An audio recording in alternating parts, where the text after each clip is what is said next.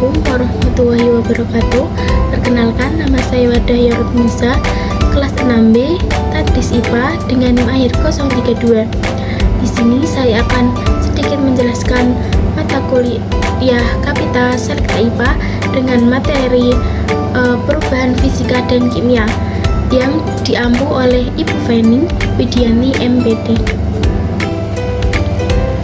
Pada materi perubahan fisika dan kimia, di sini kita akan pelajari tentang materi, hukum alam tentang materi, perubahan zat, dan juga ada miskonsepsi.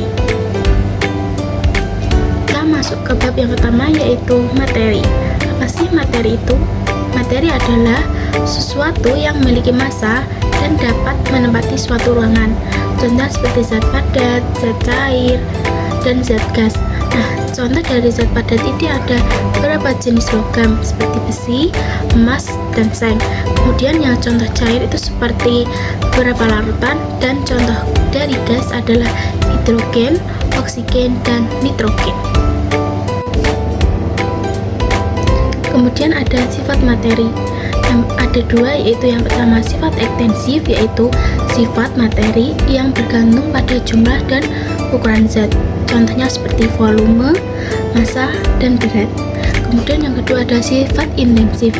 Sifat intensif yaitu sifat material yang tidak bergantung pada jumlah dan ukuran suatu zat. Contohnya warna, bau, membeku, mencair, larut, menguap, dan menyuplip. Sifat intensif di sini dibagi menjadi dua, yaitu sifat fisika dan sifat kimia. Sifat fisika adalah ciri khas dari suatu zat yang dapat diamati tanpa mengubah zat-zat atau penyusun materi tersebut. Kemudian yang sifat kimia adalah ciri-ciri suatu zat yang berhubungan dengan terbentuknya suatu zat baru. Selanjutnya yaitu ciri-ciri sifat fisika. Yang pertama ada wujud zat. Yang padat itu mempunyai bentuk dan volume tertentu. Kemudian yang cair itu memiliki volume tetap tetapi bentuknya berubah-ubah sesuai dengan wadahnya. Kemudian yang gas itu tidak memiliki volume dan bentuk yang tertentu. Kemudian ada yang padat, jarak antar partikel zat padat sangat rapat. Sedangkan yang cair itu jarak antar partikel zat cair lebih renggang. Kemudian yang gas itu jarak antar partikel zat gas sangat renggang. Kemudian yang zat padat itu partikel-partikel zat padat tidak dapat bergerak secara bebas. Sedangkan yang cair itu partikel-partikel zat cair dapat bergerak bebas namun terbatas. Selanjutnya yang gas itu partikel-partikel zat gas dapat bergerak dengan sangat bebas. Ciri yang kedua yaitu warna. Warna merupakan sifat fisika yang dapat diamati secara langsung. Contohnya susu berwarna putih dan karbon berwarna hitam. Selanjutnya itu kelarutan. Kelarutan merupakan suatu zat dalam pelarut tertentu, misalnya garam yang dapat larut di air. Kemudian daya hantar listrik. Daya hantar listrik dalam suatu zat dapat diamati dengan gejala yang ditimbulkan. Contohnya seperti tembaga yang dihubungkan dengan sumber tegangan dan lampu menyala. Dan yang terakhir ada kemagnetan. Kemagnetan dibagi menjadi dua, yaitu magnetik atau benda yang dapat ditarik oleh magnet, dan benda non-magnetik, yaitu benda yang tidak dapat ditarik oleh magnet. Contohnya seperti pemisahan bubuk besi. Selanjutnya yaitu ciri-ciri dari sifat kimia. Yang pertama mudah terbakar, cepat membusuk dan asam, terus berkarat, mudah meledak, dan beracun. Selanjutnya ada integrasi keislaman dari Quran Surat Al-Furqan ayat 2 yang berbunyi Bismillahirrahmanirrahim. Alladzi lahu mulkus samawati wal ardi wa lam yattahid waladahu wa lam yakul lahu syarikun fil mulki wa khalaqa kulla syai'in faqadarahu taqdira, yang artinya yaitu zat yang memilikinya hanyalah kerajaan langit dan bumi. Dia tidak mempunyai anak dan tidak ada satupun sekutu dalam kekuasaannya. Dia telah menciptakan segala sesuatu, lalu menetapkan ukuran-ukurannya dengan tepat. Materi selanjutnya yaitu perubahan materi. Di sini perubahan materi dibagi menjadi dua, yaitu perubahan fisika dan perubahan kimia. Perubahan fisika adalah perubahan zat yang tidak disertai dengan terbentuknya suatu zat baru. Misalnya, air yang dipanaskan akan membentuk uap air, kemudian membeku dan mencair. Kemudian perubahan kimia. Perubahan kimia adalah perubahan zat yang menghasilkan zat baru dan tidak bisa kembali ke bentuk semula. Misalnya proses perkaratan besi dan proses pembakaran kayu. Ciri-ciri perubahan kimia. Yang pertama yaitu pembentukan gas. Reaksi kimia ini bersifat unik.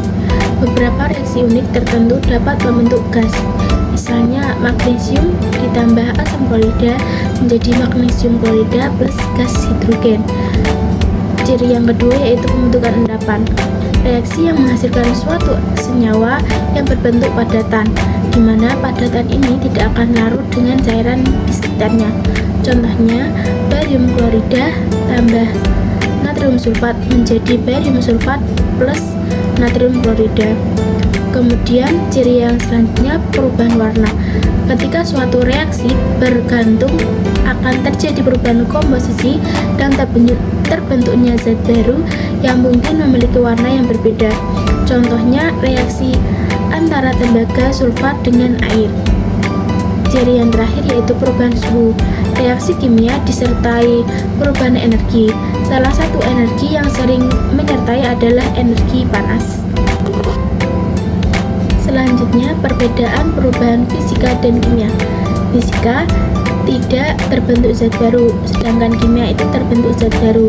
Kemudian yang fisika komposisi materi tidak berubah, yang kimia komposisi materi sebelum dan sudah reaksi itu mengalami perubahan. Kemudian yang fisika tidak memiliki perubahan warna, rasa, dan juga tidak ada endapan. Sedangkan yang kimia itu terjadi perubahan warna, rasa, suhu, bau, dan juga ada endapan. Kemudian yang fisika, contohnya beras menjadi tepung, kayu diubah menjadi kursi. Sedangkan contoh yang kimia itu contohnya seperti singkong menjadi tape, pembakaran kayu, dan besi berkarat. Materi selanjutnya yaitu perubahan zat. Kata zat berarti sebuah benda. Zat adalah semua jenis benda berbeda yang bergabung membentuk semua yang ada di sekitar kita, serta segala sesuatu yang ada di alam semesta. Zat adalah sesuatu yang menempati ruang dan memiliki massa. Menurut wujudnya, zat digolongkan menjadi 3, yaitu zat padat, zat cair, dan zat gas. Yang pertama yaitu zat padat dan sifatnya. Benda padat adalah semua benda yang mempunyai bentuk tetap. Contohnya besi, kayu, kerikil, penggaris, pensil, meja, kursi, dan lain sebagainya. Adapun sifat-sifat zat padat yang pertama yaitu bentuk dan volume benda padat selalu tetap meskipun diubah atau disimpan lama. Yang kedua yaitu mempunyai berat. Dan yang ketiga yaitu sifat lain dari benda padat. Yang pertama, benda padat ada yang keras dan ada yang berat. Contohnya besi, kayu. Kemudian benda padat ada yang ringan. Contohnya batu apung, kain, dan kapas. Kemudian benda padat ada yang lentur. Contohnya seperti karet dan per. Kemudian yang terakhir yaitu benda padat ada yang lunak. Contohnya kue dan adonan kue. Yang kedua yaitu zat cair dan sifatnya. Zat cair adalah zat yang memiliki volume tetap, tetapi bentuknya dapat berubah-ubah sesuai dengan wadahnya. Contoh zat cair adalah dalam kehidupan sehari-hari sangat beragam seperti air, minyak, sirup, dan bensin. Adapun sifat-sifat zat cair yang pertama yaitu memiliki tekanan dan menekan ke segala arah. Contohnya kapal laut yang terapung di permukaan air laut. Kemudian yang kedua yaitu bentuk benda cair selalu berubah-ubah sesuai dengan bentuk wadahnya, isi dan volume tetap.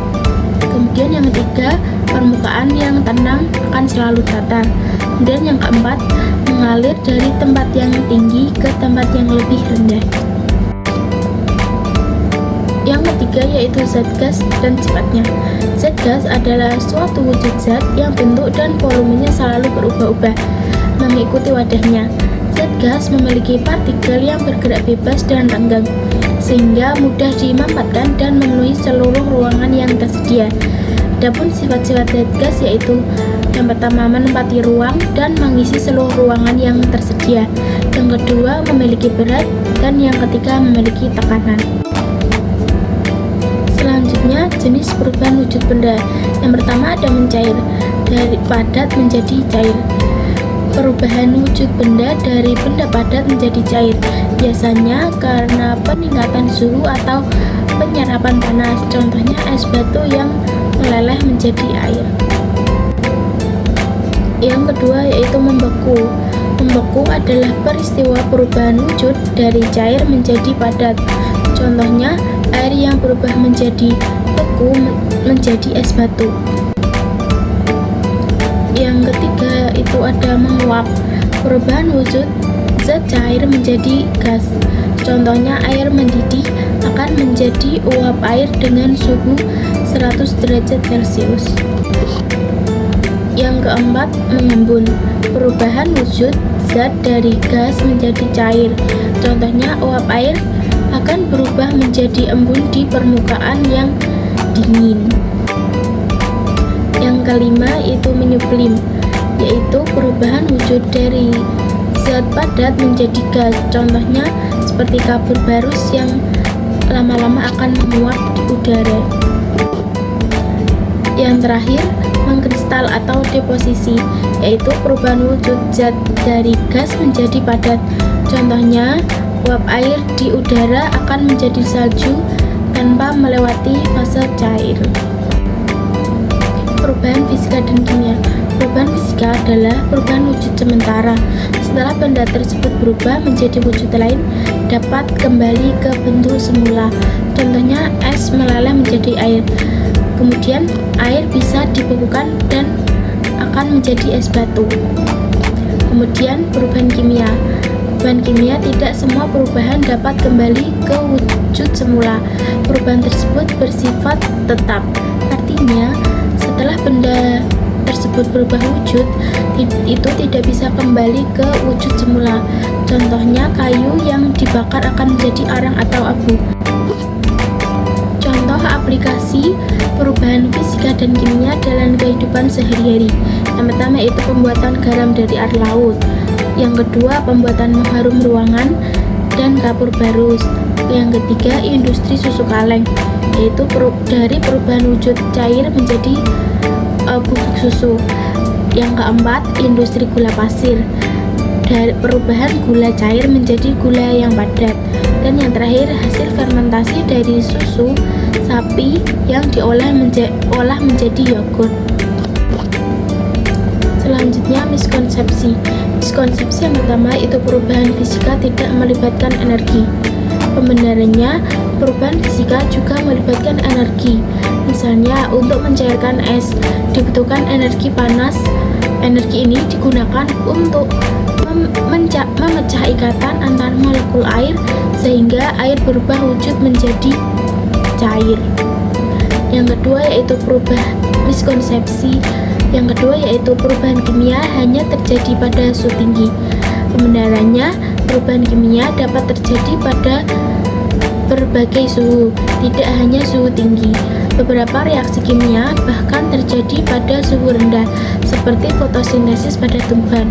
Miskonsepsi yang ketiga yaitu semua perubahan yang tampak kasat mata adalah perubahan kimia. Pembenarannya, beberapa perubahan yang terlihat mata seperti melarutkan gula dalam air adalah perubahan fisika. Meskipun gula tampak menghilang, ia masih ada di dalam air sebagai larutan dan dapat dipisahkan kembali. Miskonsepsi yang terakhir yaitu semua perubahan wujud zat adalah perubahan fisika. Pembenarannya, perubahan fisika hanya mengubah bentuk zat tanpa mengubah komposisinya, seperti es mencair. Sebenarnya perubahan kimia melibatkan reaksi pembentukan zat baru seperti pembakaran kayu yang menghasilkan abu dan gas. Sekian materi yang dapat saya sampaikan, semoga bermanfaat. Terima kasih. Wassalamualaikum warahmatullahi wabarakatuh.